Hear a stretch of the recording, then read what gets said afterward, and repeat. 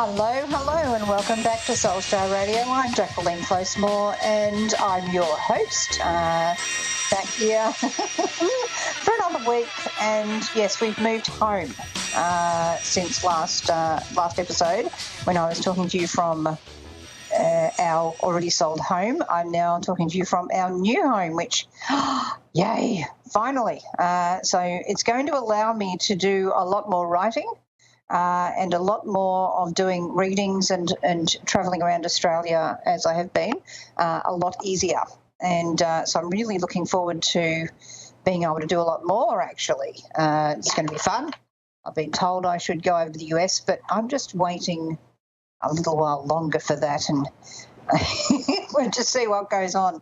It's certainly I have been getting some rather concerned people from different parts of the world at the moment, sort of talking about, where things are going and how things are heading. And I would just say that it's really important when you feel something's not right to act upon that. But more than ever, you have to be far more organised than anyone you see as oppressive. So I'm not wishing to get political here, but really you have to be aware. You have to stick to the facts. It's really important to stick to the facts with that, because it's no good going out there and doing what you perceive the other side to be doing.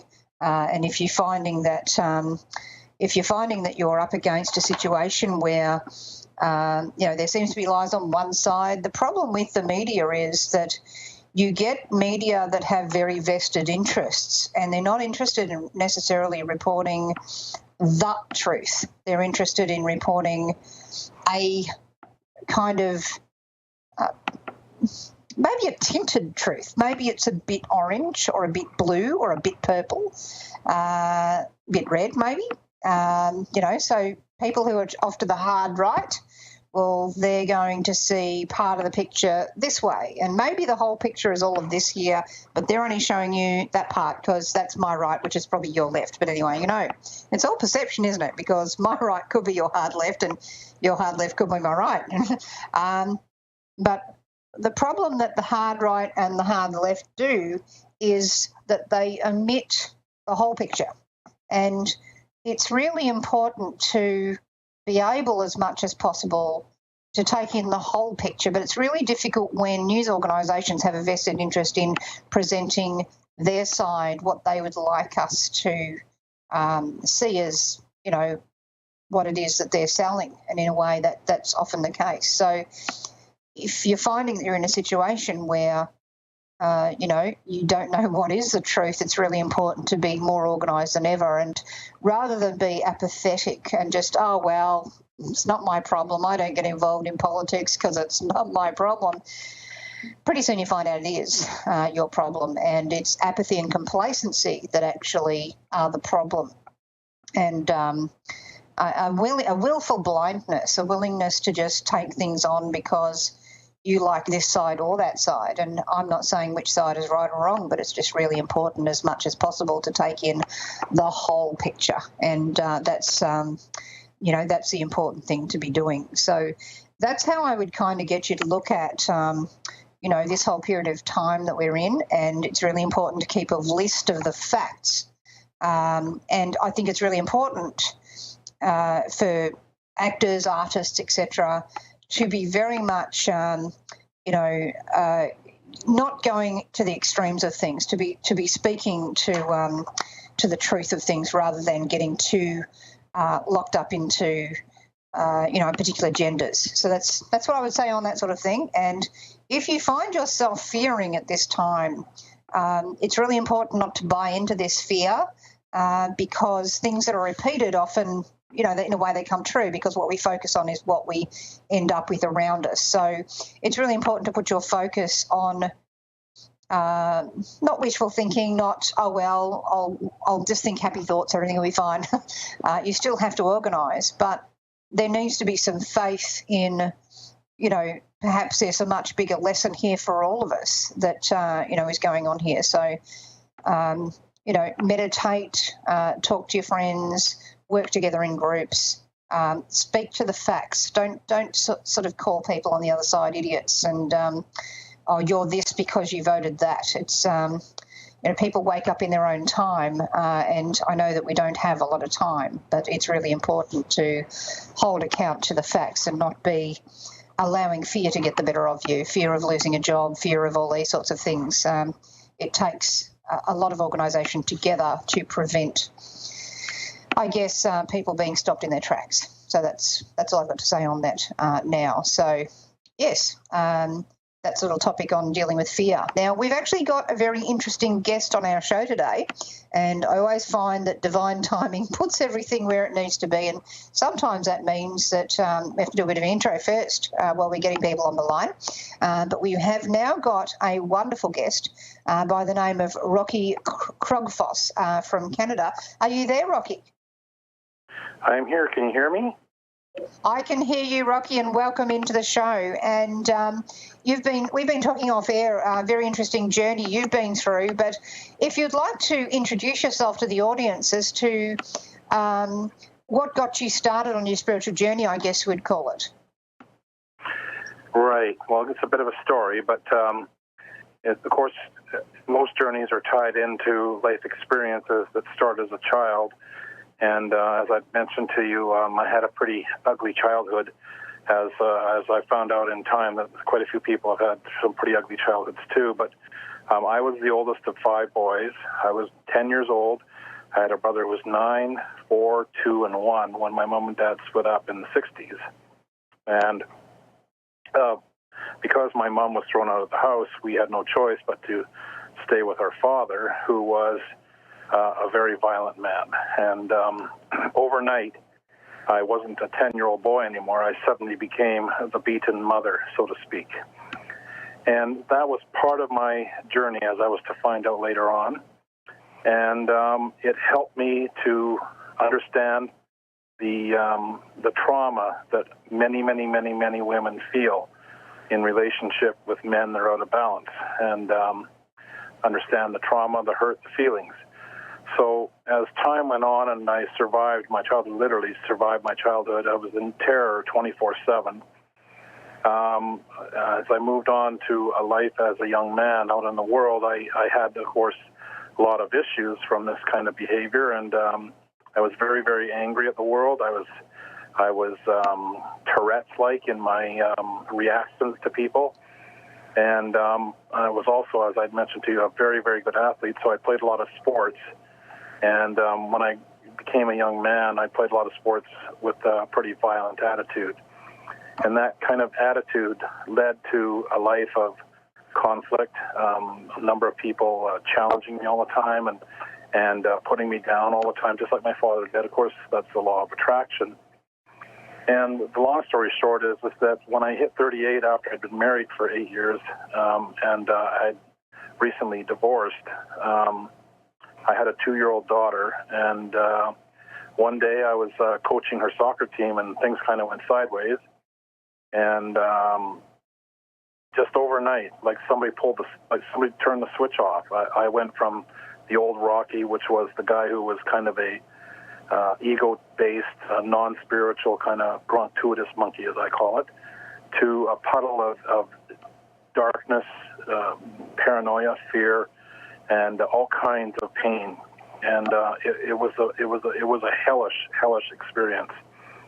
And I did what most people do in those situations, and I went to the doctor, and he gave me some pills, and 3 weeks later I threw them in the garbage, and I never used them again. But at the time that led me to do that, I was sitting on my bed, and I literally looked into the corner of the room, and as I mentioned to you, I saw this black vortex. I literally saw a black vortex, and it was swirling, and I walked up to it, and I literally felt the winds of hell, of my own personal hell, going through my body. And it was not very funny. I wouldn't wish that on anybody. And I did what I was taught to do, which was, when you face a challenge, you give it the finger and you walk away. So that's all I knew what to do, and that's what I did. And I went down and sat on my bed, and I put my hands in my head and in my chin, and I sighed, and I just said to myself words that I never thought I would say, and I said, "Oh my God, I need help."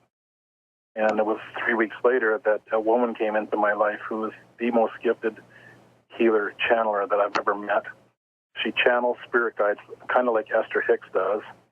And I spent the next 10 years, 10 to 12 years, working with my spirit guides and her spirit guides, helping to unravel the myriad of core beliefs that my father had beat into me about how I'm not good enough, not smart enough, I'm ugly, I'm stupid, I'm wrong, I'm useless, I should just die.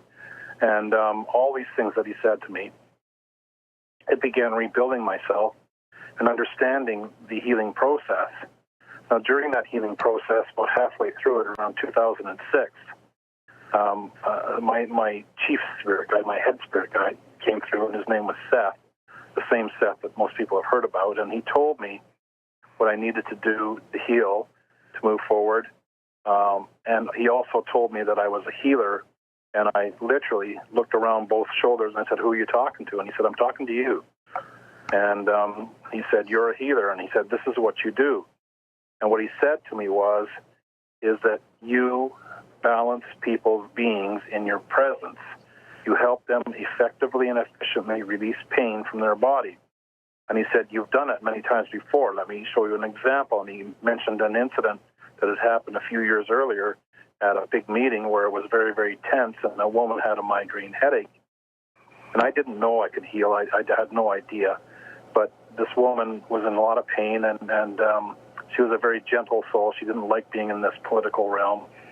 So I just put my hands on her shoulder, and I put my fingers into her muscles, and 20 minutes later, her pain was completely gone, and I just sort of walked around going like, "Yo, yo, Rocky, you're so hot, you're so good, you're so smart," all that kind of ego stuff that I was caught up in those times.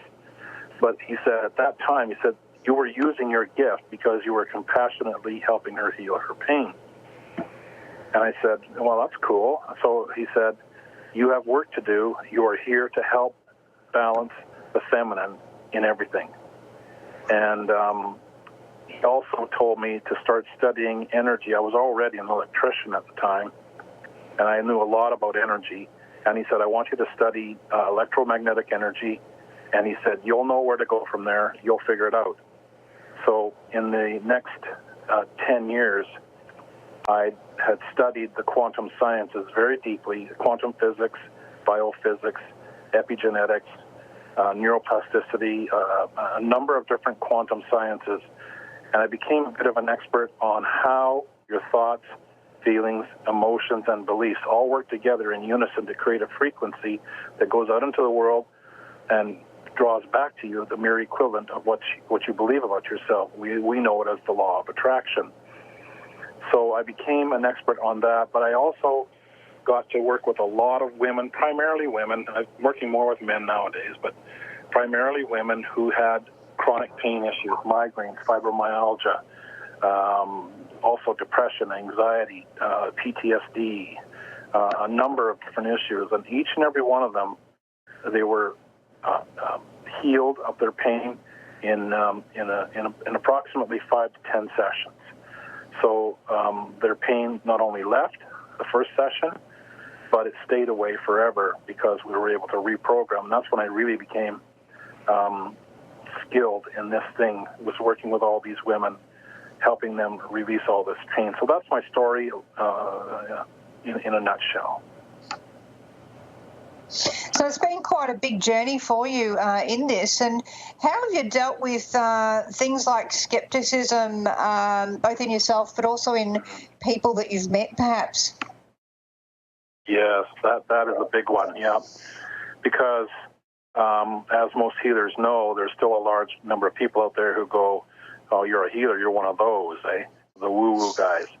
That's why I spent 10 years, 12 years working and studying on quantum sciences because, as I mentioned to you and as I showed you, I have a new book out now that takes all the quantum sciences, puts them in order in an easy-to-read fashion to help explain how energy healing truly works at a conscious energy level with core beliefs, information, and how you create that reality and how you can shift and change that reality. So I had to develop a language that would connect me to, regular people who weren't spiritual, but also people who were spiritual, to help them understand how to walk from the old world, which was the ego-based world, into a heart-based world where you're connected to your subconscious mind and you're open to your intuition and in your inner power, your inner truth.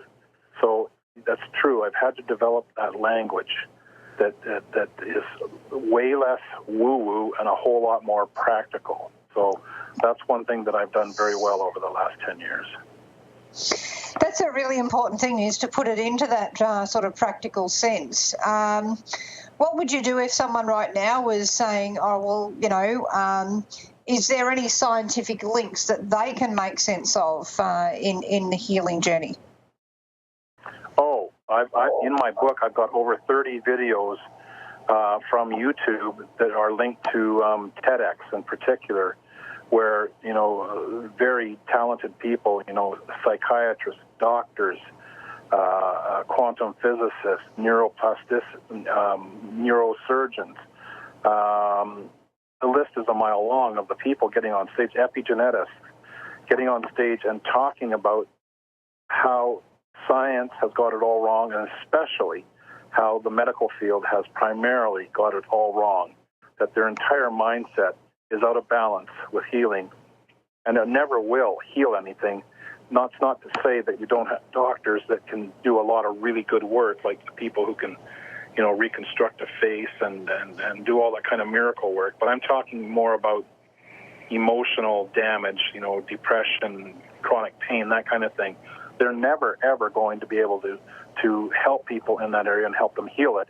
That's why the medical profession always uses the term coping and managing, because they're never going to heal it.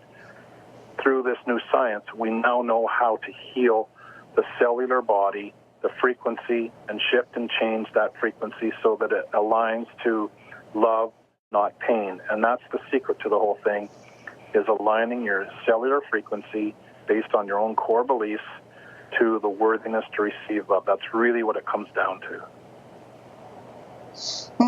Okay, that's a really it's like a lot of the sciences are starting to catch up or connect with the metaphysical sort of side of things, and we're finding different proofs for different things, like even in how the aura and the electromagnetic field around people is actually detected using things like cameras and things like that.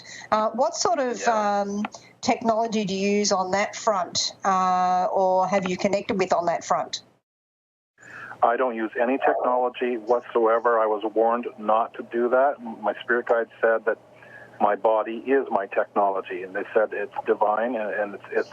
I was not to look at using any machines or anything like that. They said, what you do naturally. Don't try and mess with it. Don't try and learn new processes. They said, you're going to create a modality that's going to work for you because you're unique that way. So I have read, though, a lot about different machines and things like that can measure energy. There's a scientist, a quantum physics scientist in Russia who's brilliant. His name is Konstantin Korotkov. He's on YouTube, and he's got over, I think it's over like 30 or 40 patents on machines that can measure the energy of everything: rocks, trees, water, people, everything. And so this is a true scientist, and when you hear him speak, he's very, very, very, very Russian and very, very scientific. And it was quite funny, actually, because he was being interviewed by a woman who was very spiritual, and she kept trying to draw him into a spiritual conversation, and he would keep saying, "No, I'm speaking about science here, not talk about spirituality." So he was very serious about his work, and it was really funny to listen to him talk, but it was very, very informative. So that's where the merge is. That's where the merge is right now. The merge is in the science is meeting spirituality, and in fact, there are now scientists, a growing body of scientists that are saying we're definitely entering the realm of the divine. We're now actually able to explain the divinity of the universe. So they're saying that, but they're not saying it because they're not allowed to say it because they're scientists, which is silly, but it's going to happen in not too long. Do you think that it's really important for people in positions of power and leadership around the world to have a good understanding of science? Do you think that's sort of an important thing for them to have? Well, the problem is what science? Because we have two competing sciences right now. One is a lie and an illusion. It's called the pharmaceutical science, which everybody thinks is the science that's going to fix everything, which everybody tends to believe in. And then we have the quantum sciences, which is the new science that is explaining how reality truly works. And we're going to have some kind of a collision there at some point in time where the medical field, the doctors, the scientists, even the politicians have to look at the evidence that's very clearly out there. It's proven evidence. It's science-based. We have all these really gifted scientists now who are saying all these things, and they can prove it. So you're right. Sooner or later, that science-based information in the quantum sciences is going to make a dramatic effect in how we look at everything, and all the nonsense that's going on the planet right now will hopefully fall away. So even things like environmental science and things like that, I noticed that in Canada you've got a parliament made up of people.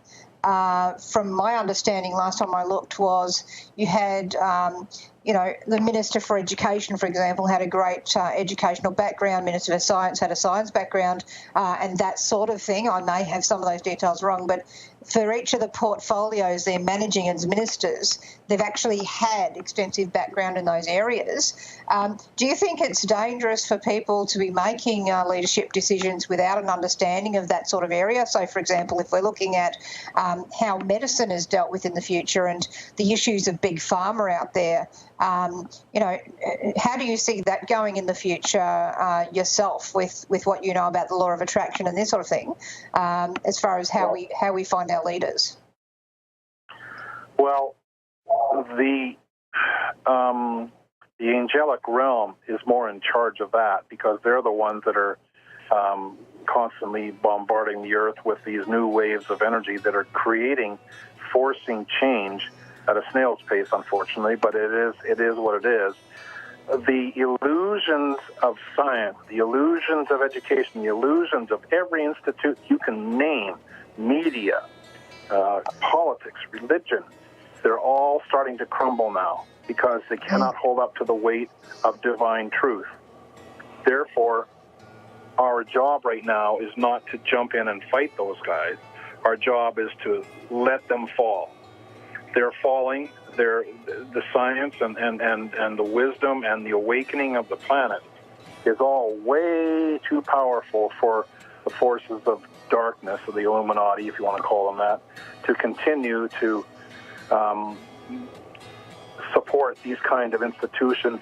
Doesn't matter which country you're talking about. All of these ministers are based on old, antiquated information. The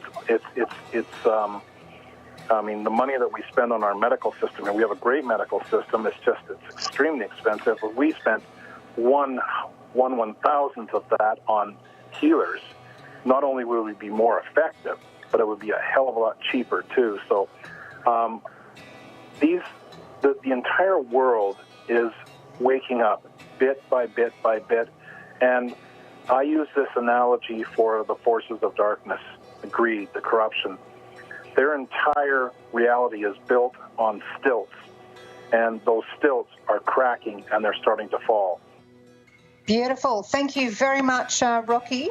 We're going to have the contact details for people to reach out to you on the Facebook page for Soulstar Radio. I thank you so much for being our guest on air this week, and we'll look forward to catching you next week on Soulstar Radio, same bat time, same bat channel to my guests, and we'll be having Rocky back on very soon. Thank you so much for tuning in. We'll catch you next time.